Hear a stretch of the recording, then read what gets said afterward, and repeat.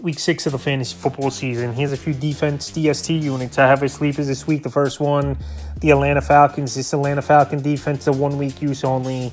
They're going to Carolina, where they give up the 10th most fantasy points to DSTs on the season. Falcons still out there in 84% of fantasy leagues. And this Falcon defense, I know they're not that great, but this week, outdoors, we're indoors. Obviously, it's always a disadvantage for the most part for defensive players. So the last couple weeks for Atlanta, week 4 versus New Orleans, 24 points allowed.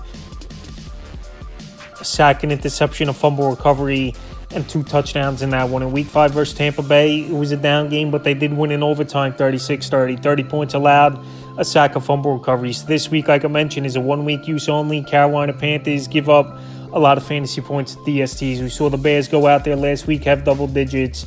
And this Falcon team, if they could get a hand on Andy Dalton, he's going down. The mobility is gone.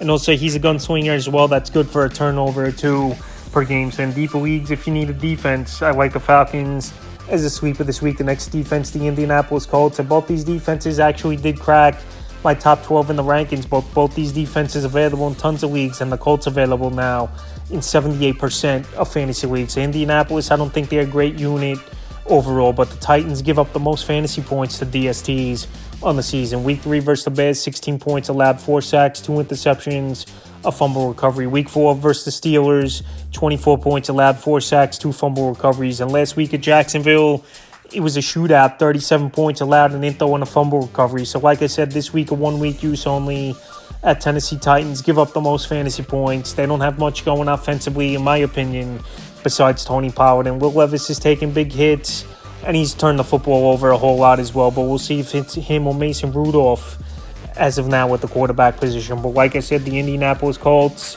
the DST is a 1 week use only. I'm playing a matchup as a sleeper option this week. On a defense DST unit I have as a sleeper this week, the Jacksonville Jaguars. I know they were out there in 96% of fantasy leagues. This is a mediocre matchup with the Chicago Bears, but the Bears do give up the 11th most fantasy points to DSTs on the season. And this week it's a matchup in London where obviously we know they got a lot of fans over there in Jacksonville, where every season a minimum they play 1 game over there in London. So the last couple weeks for this Jaguar defense hasn't been great.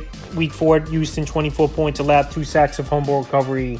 And then last week versus the Colts, they did give up 34 points, but they did have 4 sacks and a fumble recovery. So this week versus the Bears in London, like I said, the crowd's going to be behind Jacksonville, where every season they're playing a game over there. Caleb Williams still holds on to the football way too long. And this Bear offensive line isn't great. And Caleb Williams, besides DJ Moore, he isn't on the same page with Keenan Allen or Rome Odunze for the most part. So with all those factors, I think Jacksonville as a deep sleeper dart throw could be an option this week, available in 96% of fantasy leagues. That's a few defense DST units I have as sleepers for week 6 of the fantasy football season.